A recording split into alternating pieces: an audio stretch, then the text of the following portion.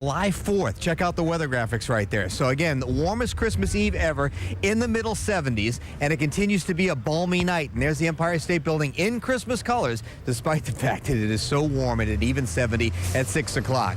The normal high, 41. Look at all those record highs across the area, just shattering the daytime records. We were just a few degrees shy of the all-time December high of 75. As warm as Atlanta today, and way warmer than LA, Phoenix, El Paso, way warmer than the desert Southwest. Now, we have cooled off into the low and mid-50s in our far northern suburbs, still way above average. There's a little area of showers working through Morris County into Essex and Union County. It's working close to New York City. If it holds together, just be a brief sprinkles there. Irvington to Edison to South Brunswick right now. There can be a shower in Monmouth and Ocean the rest of the night, but all those thunderstorms will stay off to the south. So here's what you need to know. It's 60s for Santa. We are tracking with NORAD last time I checked, somewhere over Switzerland. More record warmth for Christmas, and rain could be knocking on the door by day's end. There's also some chill to talk about down the road. Lots of up and down temperatures, so you have to pay attention to that 7-day AccuWeather forecast. That's coming up a little later on. But for now, a beautiful, balmy 70 degrees in New York City on Christmas Eve. It's just weird, but it's great. David, back to you for now. Santa in flip-flops. That's a first for me. Thank you, Lee.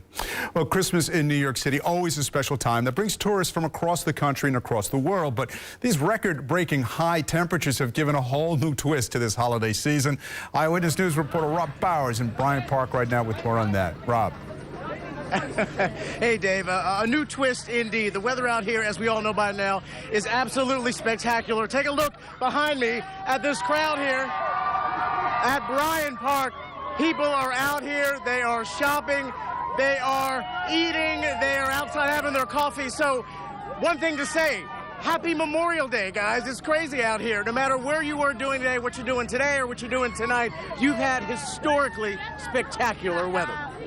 From runners in Central Park, I don't have to go to California or Florida. I'm fine right here. to the crowds near Rockefeller Center, It's wonderful. We're having a great time. to this guy in the ice cream truck. Has business been better than a normal Christmas Eve? This whole month, yeah. We're having, it's more than a gift. It's a blessing. Residents and tourists alike spent the day soaking up this strangely warm Christmas Eve day. Temperatures in the 70s, allowing folks to ditch the scarves and puffy jackets in favor of shorts and T-shirts. I thought it was going to be snowing and really, really cold, but I'm like sweating. Despite a few raindrops, many took advantage of Mother Nature's kindness today to walk the dog, go for a run, lounge outside, and for this family from Australia, even take a bike ride through Central Park. I think it's awesome. I didn't want any snow. For some, it was just a chance to be a little more comfortable, to chill out, because there is no chill. I love it. I was able to wear a nice dress, not be cold, able to actually enjoy the city, so I'm all for it. Of course, you can't make everybody happy, and for some, this just does not feel like the holidays. I miss the snow, honestly. It's not Christmas without snow. No snow within sight, that is for sure. Officially the warmest Christmas Eve ever in the tri-state area. But let's put the bottom line on it like this, guys. If you're one of the lucky people out there that has some food and a home and friends and family over the next few days for this holiday, then you're already blessed, and this weather is just incredible icing on the cake. Merry Christmas, everybody. Reporting live outside Bryant Park, Rob Nelson, Channel 7, Eyewitness News. Thank you, Rob. Well, Pope Francis celebrated Mass at St. Peter's Basilica this evening. Children from some of the countries the Pope has visited were among the tens of thousands of people at the Mass. Tomorrow, the Pope will deliver his traditional Christmas Day message. An early Christmas Eve Mass for children was also held at St. Paul's Church in Lower Manhattan. Eyewitness News reporter Josh Einiger is there tonight. Josh.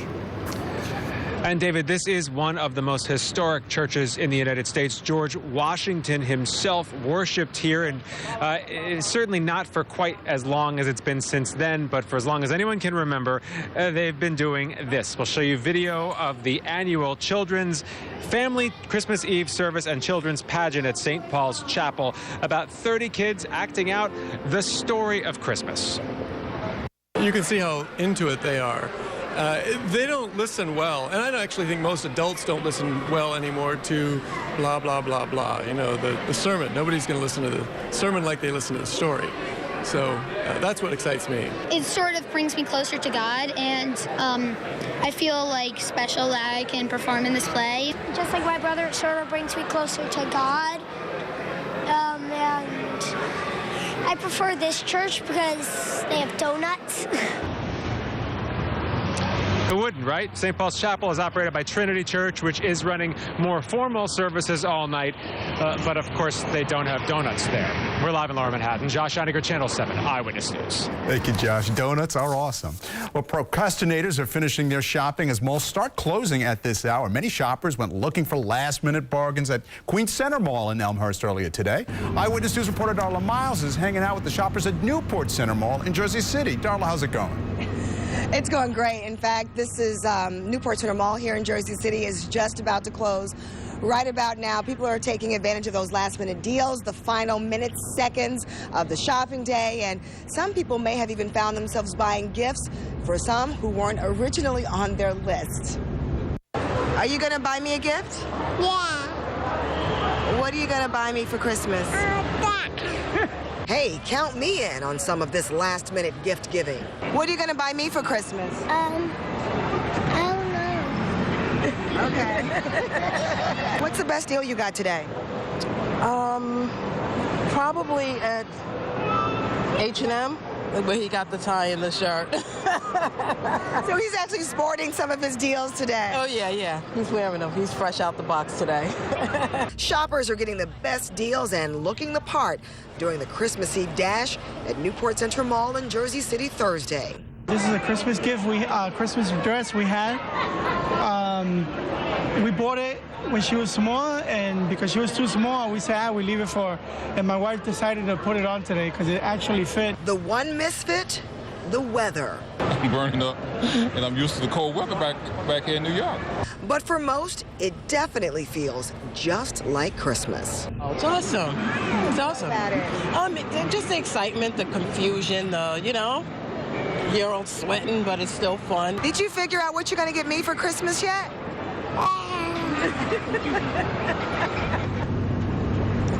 Maybe Adam will do a better job next year with my gift, but I'm still going to keep my fingers crossed. At any rate, Newport Center Mall again closes at 6 o'clock today, and I spoke with a few business owners, those who own the kiosk in the center of the mall, and they say they're seeing a lot more traffic this year than they did last year. Reporting live in Jersey City, Darla Miles, Channel 7 Eyewitness News. Oh, he's going to get you a great gift, Darla, I'm sure of it. NYPD had some real surprises today for kids and their parents. The officers boarded buses and even made car stops, not to give out tickets, but instead to give away toys. Here's Eyewitness News reporter A.J. Ross. Flashing lights in a rearview mirror is enough to make any heart skip a beat, but this was a traffic stop with a festive twist. Nobody pulled you over? No. Because you're driving with a little girl in the back. No reindeer and sleigh were needed for these special Santa's helpers, representing New York's kindest from the 47th precinct in the Bronx, as dozens of officers took to the streets Thursday handing out a variety of gifts to unsuspecting kids and families. You don't drive with a little girl in the back without a present. It's the holidays. You mind if I give your daughter a present? As you've seen throughout the country, in the city, there's been issues with police-community interaction, and this is another way of saying, listen, here's one way the police are helping. Protecting, serving, and placing priceless smiles on countless kids' faces.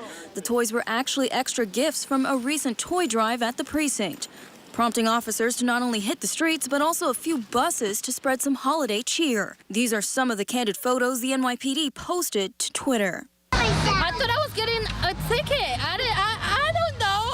Look, I can even talk. It's all right. Merry Christmas. Thank you so much. Merry Christmas. You like wrestling? There you go. Look at that. Merry Christmas. Merry Christmas. I'm AJ Ross, Channel 7 Eyewitness News. Now that's a traffic stop. As we continue with Eyewitness News at 6 on this Christmas Eve, a fast-thinking doctor saves the singing career of a teenager who needed surgery. It's an Eyewitness News exclusive. And Giants quarterback Eli Manning talks about trying to win a crucial game without wide receiver Odell Beckham Jr. Tonight, an Eyewitness News exclusive. A fast-thinking doctor and creative surgeon saved a Long Island teenager's singing career this week. Eyewitness News reporter Andy Fields brings us the story. Here's a picture of my Paris. She wants to sing for a living, but Jenna Gerke has what could be a career-ending problem with her tongue. An artery and vein tangle called an AVM makes it harder to sing or talk. Today, that tangle is gone. Oh my God, it's insane. It was amazing to come back from the first surgery and know that I can eat and drink and sing, and there's a good chance it won't bleed. Earlier this week, that AVM started bleeding, and Mount Sinai neurologist Alejandro Berenstein did a procedure he had pioneered, snaking a catheter through her groin up an artery to find and plug the leaking blood using a sort of crazy glue. Here's the artery remaining. So the blood's not going in there anymore. It's no longer coming in. This is the cast. This is the glue. Yeah.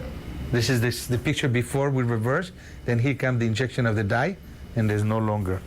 After my first surgery, I noticed how much thinner my tongue felt. And Dr. B was like, yeah, that's how most tongues are. And I'm like, oh, I always thought my tongue was, like, tongues were just usually this thick.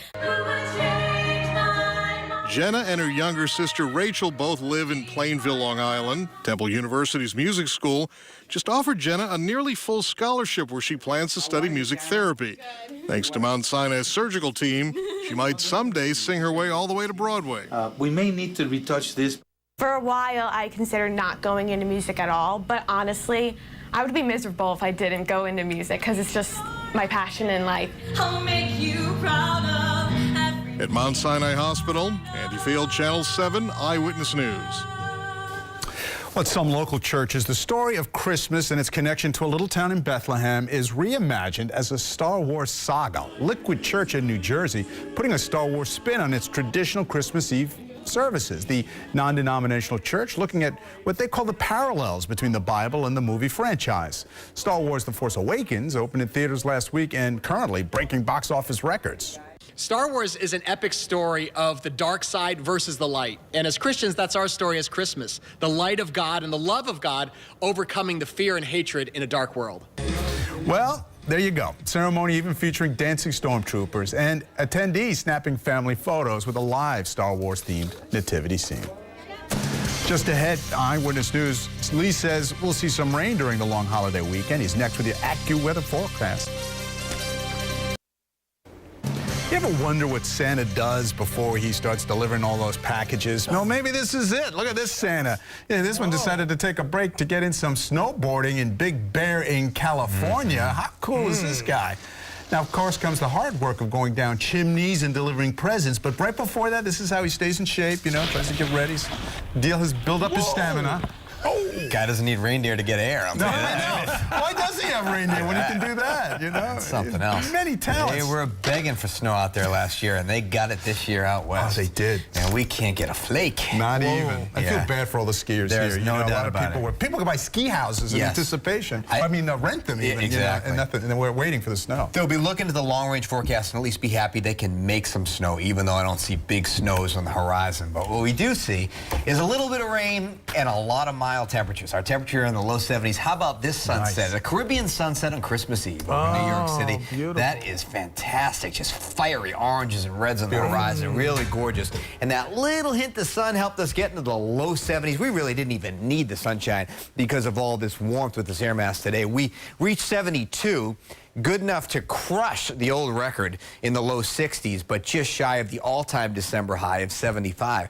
Humidity's at 68%, westerly wind at 6. The barometer on the rise right now is actually a cold front that's trying to work through. And that cold front will work through and try to dry things out just a little bit as we go through the evening hours. So there's your new record, 72, 2015. We're going to talk record warmth again, but not on Saturday. That's actually when we dip down to the low 50s with a little drizzle off and on. Sunday, midday sun, we're up to 67. That would be a record high. 68 Long Branch, 66 in Toms River right now. Couple of showers could stroll through the Jersey Shore, but it's been a beautiful day there. 65 White Plains at 60 in Islip right now. So a stray shower early evening, mostly cloudy overnight. Fair amount of clouds early tomorrow morning, especially at the coast, a little bit of sun inland. And then we'll have sun midday. That'll get us into the mid-60s and break the record of 64 set back in 1982. Little shower over the George Washington Bridge. Fort Lee going into Washington Heights, headed up into the Bronx, maybe Riverdale, and then into lower Westchester, not too far from Mount Vernon. A couple of showers near Staten Island as well. It's a skinny line brief that goes away. Thunderstorm stay to our south. Actually, a weak cool front coming through. That's why the humidity drops tomorrow and our numbers drop into the 60s. Not much of a cool front for December.